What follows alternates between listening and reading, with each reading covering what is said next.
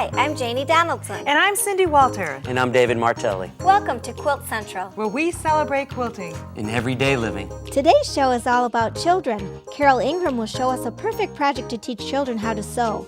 Sarah King will show us how she teaches children to make their own fabric with paint. And two of my sons will join me for a painting project. This is Quilt Central. Quilt Central is made possible in part by Jacquard Products, committed to meeting the needs of artists. Tea America. Joni, because you simply love to sew. Fairfield Processing Corporation. We care for your quilts. A1 Quilting Machines. A1 Precision Quilting Machines. Ulfa, the original rotary cutting system. Sulky of America, makers of decorative threads, stabilizers, books, and iron-on transfer pins.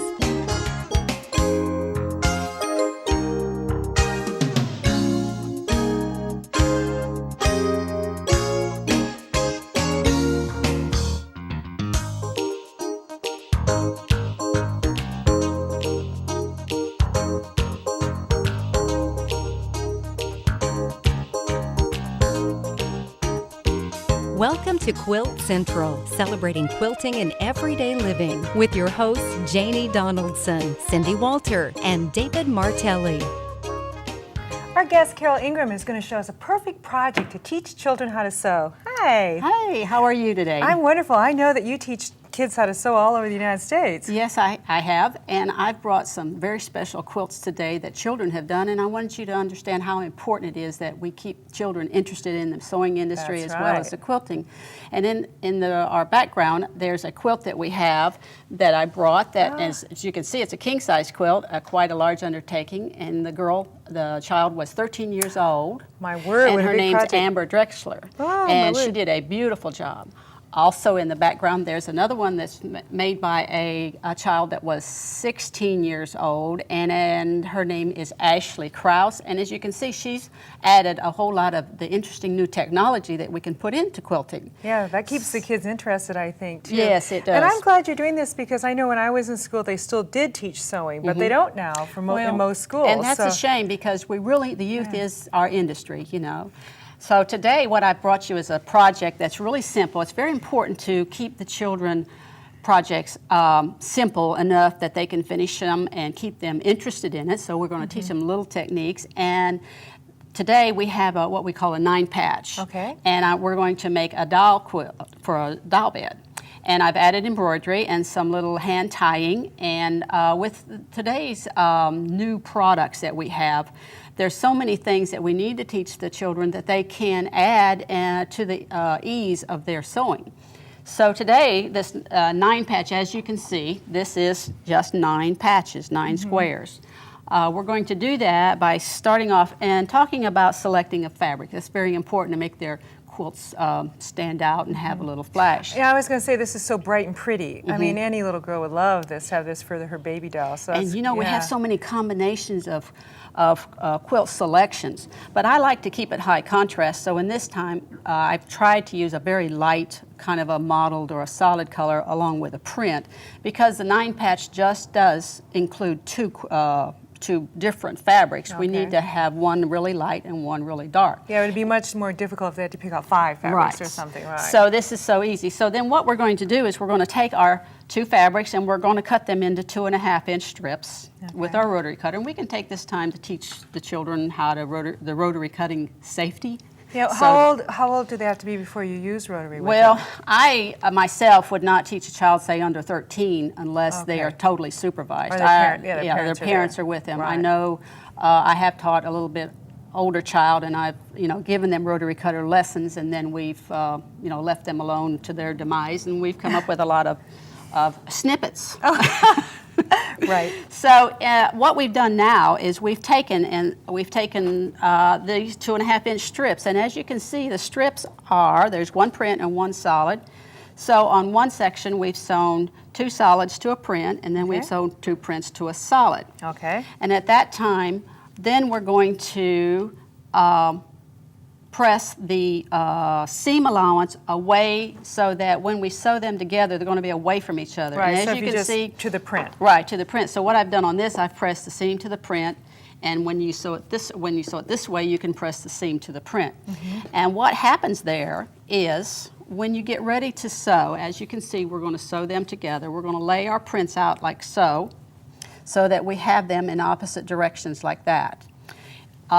When we sew right sides together, like I have here with this pin, the seams are in opposite directions. This seam's going this way and this seam's going this way. Then we can match our seams and kind of nestle them together and put a pin in that seam line, and then the child understands that they're going to get perfect points when they sew. That's great, that's right. And so once we've gotten all of these squares sewn up, then we're right here only have 4, but we can show them how that you can rearrange. As you can see, you have the print in the corner here and you have the solid in the corner there, and you can rearrange those. And in the same manner, they're going to press, their seams in the opposite directions so that when they sew them again, that this reduces the bulk on the inside. It's easy to match. It's easy to match it up and nestle them together. When we finish, then we have a pattern like so. And that's going to give them an opportunity to see that all of their corners match well, and they're going to press and they're going to trim, and all this is going to be in your teaching. These quilts behind seem quite large. Is it easier to start them on a small quilt, I would That say? depends upon the interest of the child as well as the age of the child. age, yeah. If you get a smaller child that wants to see some progress immediately, then you're going to have to keep your projects, like say an 8 or a 9 or a 10-year-old is what I would teach this 9-patch baby doll quilt. When I was 6 years old, my grandma taught me with a hot pad. With a hot pad. At 6 years old. So that was a perfect little project that I could keep my Well, as you can see, one of these squares could be a hot pad. That's right. I think that's what I probably did. If they lose interest at that time, go ahead and have them make a hot pad so they have a finished project. Oh, good. That's right. Because when family and Results. company comes and they can say, look what I've done. But in this case, we're going to finish and we're going to decorate the outside to keep their interest up. And as you see, there's an embroidery. Yeah, it's beautiful. And I designed an embroidery card that has teddy bears and teacups. But I've used the Papa Bear and the Baby Bear. This embroidery that's on there is actually a pocket topper. The Papa Bear is reading to the Baby Bear And the in Papa bed. Bear in bed, see? And cute. so we've developed a kind of a mock quilt on top. I'd like to talk to you about how we did that. We just took a piece of fabric, added some trim. We put a little bit of batting on the inside and stitched it down. We put our teddy bear here, stitched across the top, and that gave us our little mock.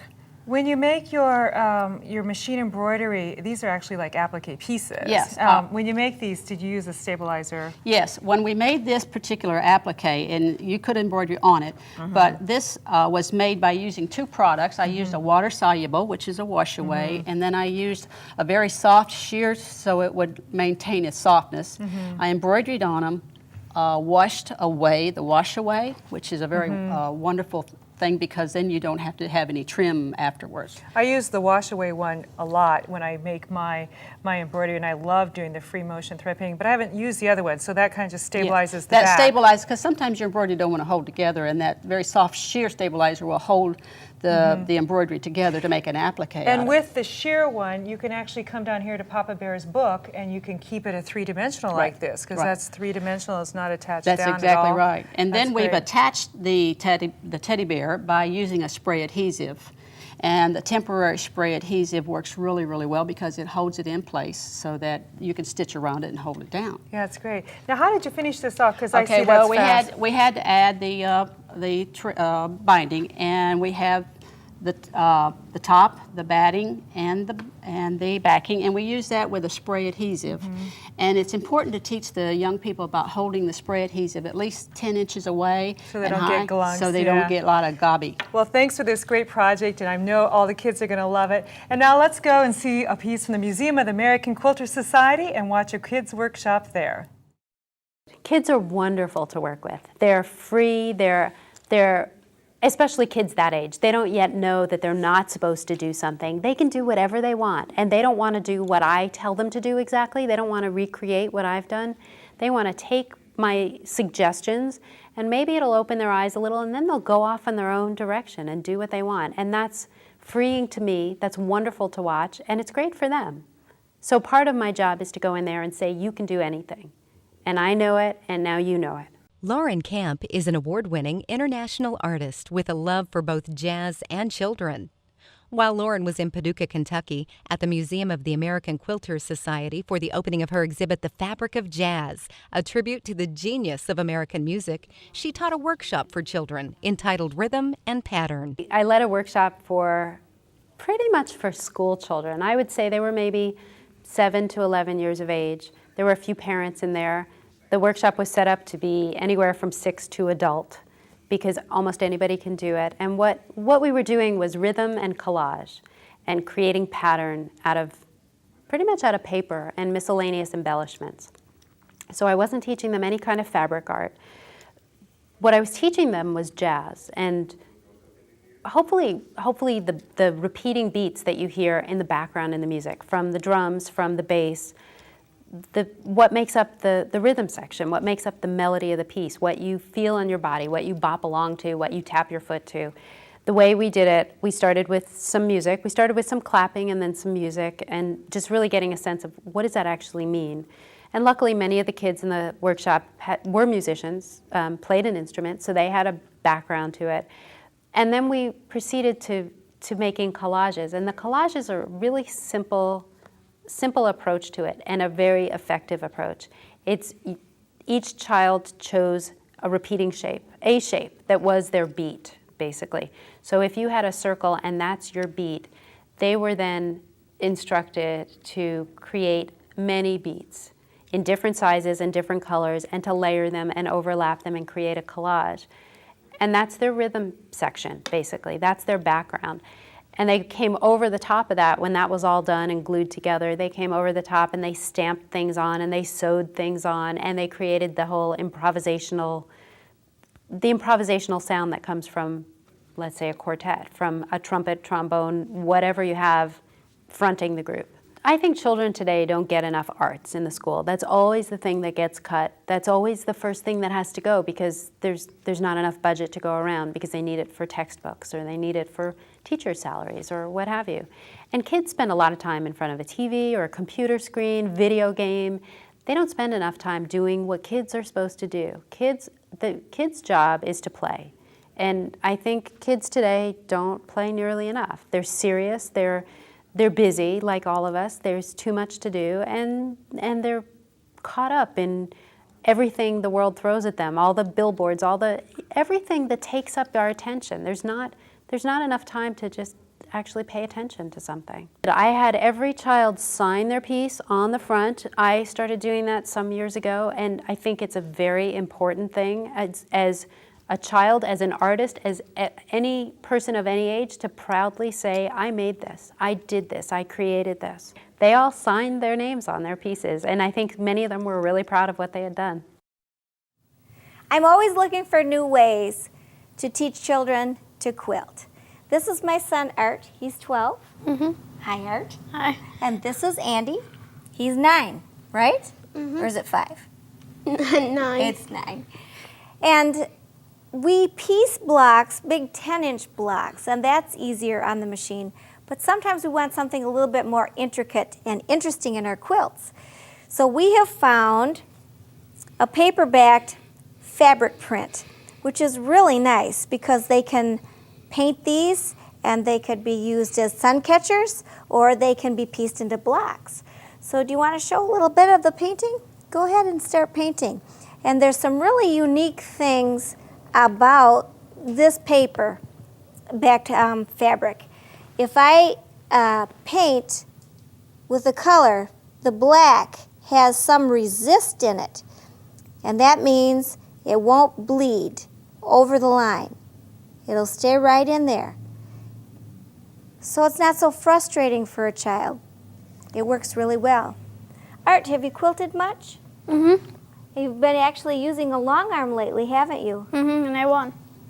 Yes. Mm-hmm. And when you get your black done, do you think you might piece that into a quilt? Maybe, depending. Just do a little pillow or something? Mm-hmm. Probably. So it keeps them occupied. Even in the car, they work well because they don't bleed over the lines so much. And Andy, what are you going to do with your piece? Maybe hang it up in my room. They do hang well because they're still on cardboard. If you want to leave them on there, they got a little sticker on the back so you can hang it up. I think I'm going to make a wind or dream catcher out of mine, and it'll look like a little piece of stained glass hanging in the window. So are you going to try a machine this year too? Maybe. Yeah, you've got a quilt going that's big 10-inch blocks, don't you? And they're hand-painted pieces also. This might work right into the middle of one of those pieces. Think so? All right. Well, that's a little bit on something we can do with children. Thank you, Janie, for inviting me to share with your friends in the audience how I teach children to make their own fabric with Dynaflow paints. These paints actually act like dyes, and that's why I love them. You can move them around on the fabric. And today I'm going to show you how to move them around with salt. So the first thing I have done is taken some fabric and put in my hoops. Now, the wonderful thing about Dynaflow is that you can use it on any fabric. It doesn't have to be prepared for dyeing fabric. Right now, I am going to demonstrate on cotton, but you can use polycotton, you can use nylon, you can use man-made fabrics, anything like that. When I start out, I like to start out with the lightest color. That's just sort of a basic rule. It isn't a hard and fast rule. And you can put the color in the center like that, or you could put the color out like this. It doesn't matter where you put the color because your color is going to be moved around by the salt. Now I'm going to take another color, and again, I can put the color all around like this. I could put the color in spots, and children love doing this technique, actually just spotting from their brush. They love that. And you can see how the Dynaflow is spreading out already, just as you would expect dye to spread. And this one, I'm going to put some red in here now. Red around. Okay, in the center too. Let's spot some more red on this one. Spots are just so much fun for children. There we go. Okay, let's add black to one. Kids like to use black, and we don't want to do the whole thing in black, or we can get it a little bit muddy. But actually, there's no mistakes in this technique, and that is one thing that is so wonderful doing it with children, because oftentimes they are a little shy about jumping in with their colors. But once they see the fun shapes that these colors make, they have so much fun. I've taught my 3 oldest grandchildren, who are 8, 5, and 4, how to do this, and they just had a ball doing it. Now, the next thing you're going to do is add salt. And it has to be coarse salt. Do not use table salt. That will only stiffen your fabric and not do the pulling of the pigment like this salt does. We all know that salt attracts moisture. In the summer, you know how our salt shakers get so clogged up? Well, we use that knowledge, and as the moisture is attracted to the salt, it pulls the pigment with it. So it makes these wonderful lines that you see in some of these pieces that are done. Now let me just tell you a little bit how to finish these. You're going to iron them. When they are all dry, you can take the salt off, because the salt takes from 10 minutes to half an hour, or as long as it takes the fabric to dry. If you're going to do this on silk, of course, silk dries much faster than cotton does. And if you use a heavy cotton, it may take an hour or two to dry. So don't remove your salt until the fabric is dry. And then when it is dry, you take it off and you iron it. You take it out of the hoop and iron it. Now, that makes it permanent. However, let me just tell you what I have found out from experience, and that is if you drop some of this Dynaflow on your clothes, it is permanent without being ironed. Don't ask me how I found that out, but you will want to have the children you are working with wear their old clothes, because sometimes, especially with that spotting technique, they get a little bit carried away. Several minutes have passed now, and I want to show you exactly what the salt is doing. This piece of salt is dragging the moisture, and with the moisture comes the pigment, and so you get these lines created. And that, when the piece is dry, these lines will be much more evident.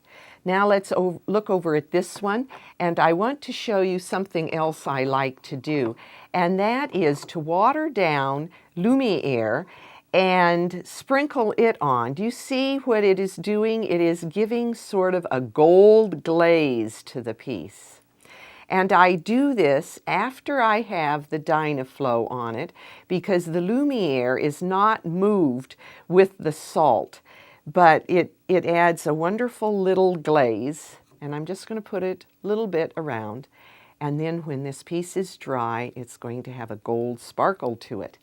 When the piece is dry, I like to have the children make silhouettes of some of their favorite shapes, like here are sea creatures, and they cut them out using a fusible web on the back, and then iron them onto this wonderful fabric that they have created. And they can make it into a quilt, they can make it into a wall hanging, they can put pockets on their clothes, they can make a tote bag, and they just have a wonderful time with their very own creations. Our email question of the day is from Shannon Trailer from Dallas, Texas. I'm doing a drunkard's path quilt, and I spend more time fixing my curves because of puckers than I do quilting. Talk to me, tool man. Well, Shannon, no worries. We're going to take your 3-step process, pinning, easing, clipping, and we're going to make it a 1-step process. And you too can be the next curve master. Tradition seems to be our problem. Tradition has it, we pin in the middle, we ease in one direction, and then we ease into another direction, all done by hand.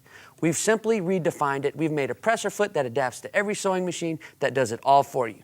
And this is the Curve Master. And this is how it works. We're going to put our right sides together, corner to corner. And if you can follow a 1/4-inch guide, there's not a curve in the world that you cannot do. And this is how we do it. Keep your fingers away from the leading edge, keeping both pieces on our 1/4-inch guide, which is right here. Follow the 1/4-inch guide until you get to all the way to the end, and that does your curve for you.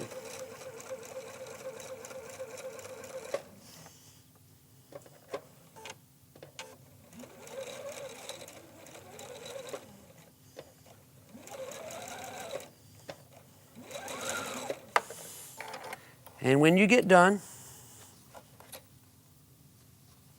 it makes it one easy step. As you can see here, there's no clipping on the back, and it can press in either direction. And remember, it's all about the tools. If you'd like your quilting tool problem solved, send an email to Dave Martelli at toolschool@quiltcentraltv.com. Quilt around the clock. Visit the Quilt Central website at www.quiltcentraltv.com for more information on this program.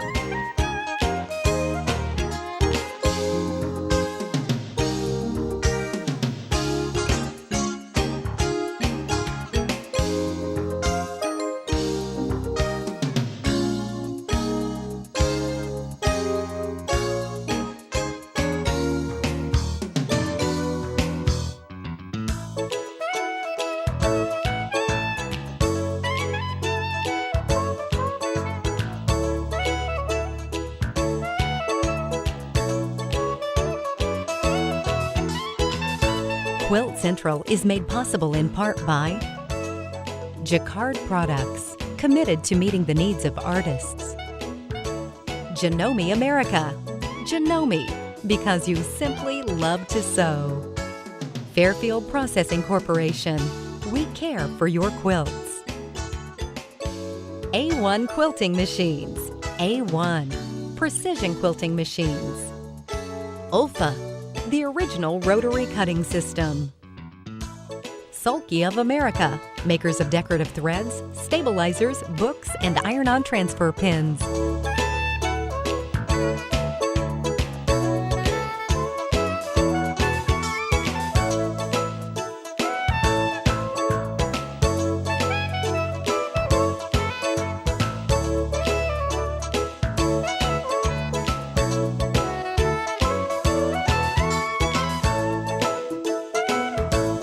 We are celebrating quilting in everyday living by offering you the new educational beginner kits. You may call toll-free 1-866-PADUCA or visit www.quiltcentraltv.com.